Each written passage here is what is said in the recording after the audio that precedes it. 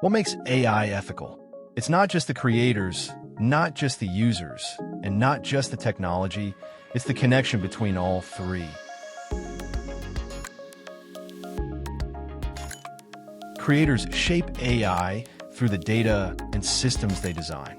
If their choices are incomplete or biased, AI can produce harmful outcomes.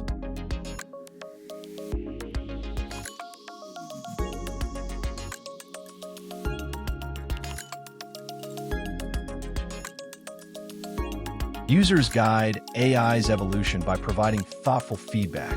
Without this input, AI can't adapt to serve everyone fairly.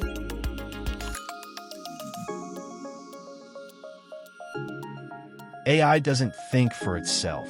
It mirrors its creators' designs and users' input. By working together, we can make AI better for everyone. Ethics in AI isn't one person's job. It's a shared responsibility between creators, users, and the technology we build together.